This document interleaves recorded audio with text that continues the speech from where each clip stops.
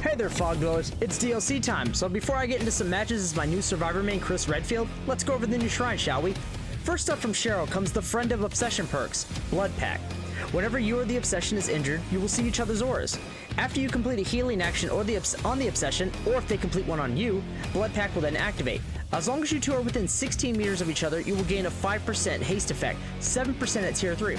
Do note that this does not stack with any other instances of haste, such as Hope.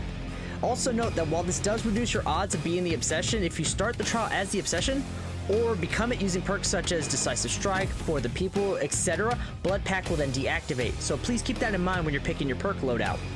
This perk kind of requires you and the Obsession to be cool with being near each other to get the most out of it, but it does provide good info on the killer's possible location if you or the Obsession are injured and being chased. Really good if you're going to do survive with friend matches. Alright, next up is a perk that causes a lot of grief to killer mains. From Jane comes Head On. Head On is an exhaustion perk, which has a simple effect. While on a locker for 3 seconds, the perk will activate. While active, you must perform a rushed action to leave the locker. If the killer is in range of Head On, they will be stunned for 3 seconds. You will then be exhausted for 60 seconds, 40 at tier 3. This perk is a ton of fun and combines well with Quick and Quiet from Meg, Deception from Elodie, Inner Strength from Nancy, and Vigil from Quinn. There you go, I just gave you a full perk loadout right there. Trust me, do a Kill Your Friends custom game with all 4 survivors bringing this in, and watch the fun as you cause the killer to pull their hair out in frustration. Also, as a final note, Head On does kill the zombies spawned by Nemesis, so keep that in mind if you're ever facing him. Speaking of killers, it's time to move on to their perks. From my main Ghostface comes I'm All Ears.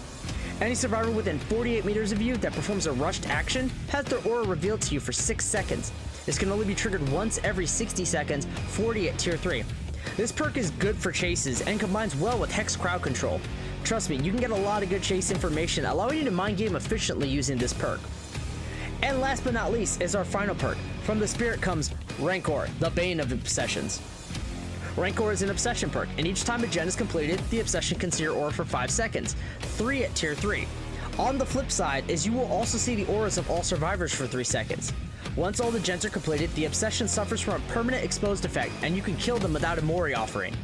Do note, killer mains, that closing the hatch before all gens are done will not, I repeat, will not activate the exposed and Mori effect, as all gens were not done in that situation. Combine this with Nemesis for Oni to keep the survivors guessing who will be the unlucky victim, or Furtive Chase from Ghostface to also keep the Obsession changing, just to have some fun. A good combo with this are fellow Obsession perks, Save the Best for Last from Michael Myers, and Dark Devotion from the Plague. That way you can keep the Obsession alive long enough to use Rancor on them. Well, that's it for this week's Shrine, Fog Dwellers. I hope I gave you guys some fun perk ideas or expanded your knowledge of the game just a little more.